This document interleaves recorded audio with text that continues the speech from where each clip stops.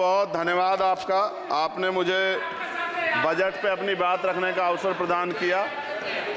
मैं अपनी बात को शुरू करते हुए बहुजन समाज में जन्मे सभी संतों, गुरुओं और महान पुरुषों को नमन करता हूं। साथ साथ मैं भारत की महान जनता का भी धन्यवाद करता हूं कि उन्होंने लोकतंत्र की रक्षा इस बार की है। सभापति महोदय, पिछले 10 सालों में सरकार की नीतियों के कारण गरीब और गरीब हुआ और अमीर हुआ है, यानी गरीबों और अमीरों के बीच फासला बढ़ गया है। सारे देश की संपत्ति को चंद अमीरों के हाथ में दे दिया गया है। ये हमारे संविधान की मंशा और समतावादी समाज के लक्ष्य के खिलाफ है। अतः हमारी नीतियां गरीबों के पक्ष में भी होनी चाहिए। जातिगत जनगणना, SC, ST, OBC यानी कि जो बहुजन समाज के लिए आज जीवन मरण का प्रश्न है, इसके बारे में कोई बात बजट में नहीं की गई है। इसके बाद जनसंख्या के अनुपात में बहुजन समाज को सभी क्षेत्रों में हिस्सेदारी मिलनी चाहिए, तभी बाबा साहब अम्बेडकर का जो सपना है समतामूलक समाज का, वो पूरा होगा। महोदय, एक ऐसा विकसित भारत है जिसमें आज भी सफाई कर्मचारी को पक्की नौकरी नहीं मिल रही है और उसको गटर में उतरने के लिए मजबूर किया जा रहा है। उनके लिए कोई अलग से बजट नहीं है। बजट बन सकता है अगर सरकार चाहे। SC, ST को जो सब प्लान मिलता था, SPC का जो पैसा मिलता था, वो बजट से हटा दिया गया है। साथ साथ देश के स्तर पर आशा, आंगनबाड़ी, भोजन माता, ग्राम सेवक, PRD जवान, होमगार्डों के मानदेय में बढ़ोतरी नहीं हुई है। ऐसा कुछ भी नहीं दिख रहा है कि उनके जीवन में खुशहाली आ जाए। इनका मानदेय बढ़ना चाहिए। विधवा, वृद्धा, विकलांग पेंशन प्रत्येक महीने 500 रुपये से बढ़ाकर 5000 रुपये की जानी चाहिए, क्योंकि महंगाई बढ़ रही है। देश में प्रधानमंत्री जन कल्याण योजना के तहत SC, ST, OBC और मुस्लिम को कितने घर दिए गए, इसका कोई आंकड़ा सरकार के पास नहीं है। देश में इसी तरह SC, ST, OBC के लिए कितने परिवारों को शौचालय की व्यवस्था कराई गई। आज भी सिद्धार्थनगर जैसे जिले और तमाम जिले जो है वहाँ शौचालय की व्यवस्था नहीं है। इस पर ध्यान देना चाहिए। देश भर में SC, ST, OBC के जो रिक्त पद पड़े हुए हैं, बैकलॉग भरना चाहिए। सरकार ने कुछ नहीं कहा। ये कैसी विश्व की 5वीं अर्थव्यवस्था है जिसमें आज भी SC, ST पे अत्याचार हो रहा है, महिलाओं के साथ रेप हत्या हो रही है। NCRB का डाटा पढ़ेंगे तो खून के आंसू रोने पड़ेंगे। युवा बेरोजगार है, सड़कों पे 80 करोड़ लोगों को 5 किलो राशन में जीवन यापन करना पड़ रहा है। जो बजट SC, ST को मिलता है, मेरे दाएं तरफ जो साथी बैठे उनको बुरा लगेगा, कर्नाटक में 14,732 करोड़ रुपए इन्होंने दूसरी योजना में लगा दिए और मध्य प्रदेश में आपने 95 करोड़ रुपए जो है दूसरे बजट में लगा दिए। हमारा जो मिलता है उसको तो मत छीनो भाई। MSP की लीगल गारंटी कोई बात नहीं हुई है। किसानों को जो 6000 रुपये मिलते हैं उसको बढ़ा के 12000 रुपये करना चाहिए और फसल बीमा जो है उसका सारा प्रीमियम सरकार भरे, किसानों पर बोझ ना लगे। रिजर्वेशन प्रमोशन में लागू नहीं किया गया, पुरानी पेंशन को बहाल नहीं किया गया, इस पर चर्चा नहीं हुई। देश में मनरेगा समय न्यूनतम मजदूरी की दर 700 रुपये होनी चाहिए। समान काम समान वेतन पॉलिसी लागू होनी चाहिए। जो रसोई की चिंता करते हुए 500 रुपये प्रति सिलेंडर से ज़्यादा के दाम नहीं होने चाहिए, जो महिलाओं को राहत मिल सके। बिजली के दामों में भी कमी होनी चाहिए। बेरोजगार युवाओं को 5000 रुपये भत्ता मिलना चाहिए, जो बेरोजगार युवा जो है अपनी पढ़ाई या अपना खर्चा उठा सके। मैं अपने क्षेत्र के विषय में महोदय आपसे कहना चाहता हूं कि पश्चिम यूपी में नगीना में एक एम्स बनना चाहिए, एक IIT बननी चाहिए, एक IIM बनना चाहिए। नगीना लोकसभा में उद्योग धंधे लगने चाहिए। नगीना की कताई मिल जो है उसको पुनः शुरू कराना चाहिए। RRTC जो योजना है सरकार की, उसको मेरठ से आगे बढ़ाकर मुजफ्फरनगर, सहारनपुर से नजीबाबाद, नगीना होते हुए उसको नगीना तक ले जाना चाहिए। साथ साथ नजीबाबाद से मुंबई के लिए एक ट्रेन चलनी चाहिए और नगीना, श्योरा, किरतपुर में रेलवे के ओवरब्रिज बनने चाहिए।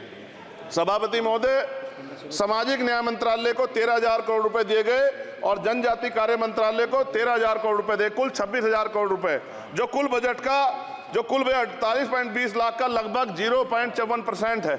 जबकि हमारी संख्या 25% से ज्यादा SC, ST की और बहुजन समाज की मिलाओगे तो 85% से ज्यादा है। और हमारे विकास के लिए सरकार 1% पैसा खर्च कर रही है, जो मिलना हमें चाहिए, जबकि मिलना हमें 25% चाहिए। ये ऊंट के मुंह में जीरा के समान है, कहावत हमने बहुत दिन सुनी थी। पिछले लंबे समय से हमारे साथ धोखा हो रहा है, लेकिन अब ये नहीं चलेगा। चंद लोगों की तराजू से देश के संसाधन नहीं बटेंगे। इस देश का बहुजन समाज बर्दाश्त नहीं करेगा। संसाधन का बंटवारा संख्या के आधार पे होगा। माननीय काशीराम साहब नारा लगाए थे, ना तो वोट हमारा राज तुम्हारा चलेगा, और आज हम कह रहे हैं ना ही वोट हमारा और नोट तुम्हारा चलेगा। इस बात का भी ध्यान जो है सरकारों को देना पड़ेगा। आपके माध्यम से सरकार से मेरी एक मांग है, सरकार इस योजना का लाभ भी अपने आप ले ले, सरह भी ले ले। कि 1 लाख रुपए सालाना बहुजन समाज के अत्यंत गरीब परिवारों को दे। 10 लाख करोड़ रुपए खर्च होंगे, लेकिन इस 1 लाख रुपए की योजना से एक झटके से एक परिवार गरीबी की रेखा से ऊपर आएगा और इनके बच्चों को कुपोषण खत्म होगा, अच्छी शिक्षा मिलेगी, महिलाओं को सम्मानजनक जीवन मिलेगा और इससे वास्तव में सबका साथ सबका विकास का नारा सार्थक होगा। अगर प्रश्न ये होगा कहां से आएगा, तो उसका जवाब ये है कि जब अमीरों का 16 लाख करोड़ रुपए माफ हो सकता है, कॉर्पोरेट टैक्स का घटाकर लाखों करोड़ रुपए का चूना सरकारी खजाने को लगाया जा सकता है, पेट्रोल डीजल के दाम 10 गुना एक्साइज ड्यूटी बढ़ाई जा सकती है, तो गरीबों को सरकार पैसा क्यों नहीं दे सकती। महोदय, समय आ गया है, अब निजी क्षेत्रों में आरक्षण की व्यवस्था होनी चाहिए। SC ST OBC को निजी क्षेत्रों में आरक्षण मिलना चाहिए। और मेरी आपसे ये भी मांग है, क्योंकि अब समय की मांग है और देश तेजी से आगे बढ़ रहा है, तो मैं कहूँगा कि सरकार का जो सबका साथ सबका विकास का नारा लगभग वो असत्य महसूस होता है, क्योंकि अल्पसंख्यकों में मुसलमानों, जैनों, सिखों, बुद्धिस्टों के लिए कुछ दिख नहीं रहा, उनकी कल्याण कोई योजना नहीं है। मदरसों को जो बजट मिलता था वो कम कर दिया गया है, आर्थिक तंगी से लोग मर रहे हैं, इंटर्नशिप की बात हुई है, परमानेंट रोजगार नहीं है। और दिल्ली में क्या हुआ बच्चों के साथ कल, उनकी सुरक्षा की जिम्मेदारी क्या है, वो आए तो बनने थे IAS IPS और बन क्या गए, लाशें बन के गए, यहाँ से कोई ध्यान नहीं दे रहा है, किसी की नजर नहीं है। साथ साथ मैं आपसे ये भी आग्रह करूंगा कि हम ग्रामीण क्षेत्रों से आए लोग देश से बड़ा प्रेम करते हैं और हम ये महसूस करते हैं कि सरकारें हमें सुनेंगी, सरकारें हमारे बारे में सोचेंगी, लेकिन ऐसा महसूस हो जाता है आज़ादी के 75 साल बाद, और जिसको अमृत काल कहा जा रहा है, आज भी SC ST OBC के लोगों पर अत्याचार हो रहा है। अभी 2 दिन पहले गोली से उड़ा दिया गया गाजियाबाद में और राजस्थान में गर्दन काट दी गई। ये घटनाएं देख कर डर लगता है, घर से निकलते हुए भी कि आने घर वापस लौटेंगे नहीं लौटेंगे। तो मेरा सरकार से आग्रह है, अगर आज़ादी के 75 साल बाद भी हमारी हत्या हो रही है, तो हमारी मां को भी दर्द हुआ होगा जब उसने हमें पैदा किया हो, हमारी बहनों को भी हमारे खोने का दर्द होता होगा। कैसी कानून व्यवस्था है आपकी, सब कुछ है आपके पास, फिर भी जो है महिलाओं पर रेप नहीं रोक पा रहे हो, हत्याएं नहीं रोक पा रहे हो, गरीबों, दलितों, पिछड़ों, किसानों, मजदूरों की जान नहीं बचा पा रहे हो। किसान सुसाइड कर रहा है, नौजवान सुसाइड कर रहा है, और बड़ी बड़ी बातें होती हैं, इधर भी अच्छे लोग हैं, इधर भी अच्छे लोग हैं, लेकिन अच्छाई तब होगी जब जमीन पे भी कुछ काम दिखाई देगा। और जमीन पे महोदय कोई काम दिखाई नहीं दे रहा है। जब कोई योजना की बात आती है तो सरकार हमसे मुंह मोड़ लेती है। आप बताइए, एजुकेशन का बजट कम कर दिया, हेल्थ का बजट कम कर दिया। मैं अपने क्षेत्र में गया तो आप विश्वास कीजिए, डॉक्टर नहीं है, स्कूल में मास्टर नहीं है, और कोई भर्ती ऐसी नहीं जिसका पेपर लीक नहीं होता है।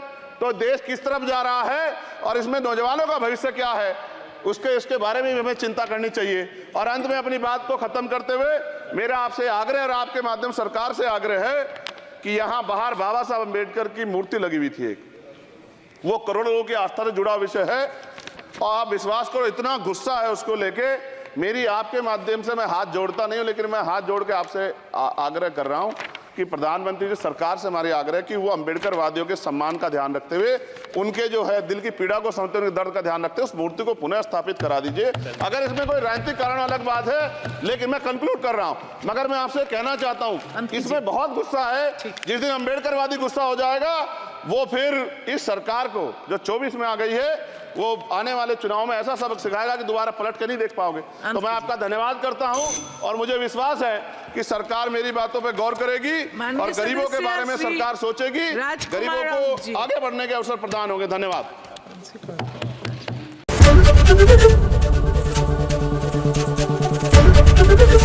ABP गंगा, खबर आपकी, जुबान आपकी।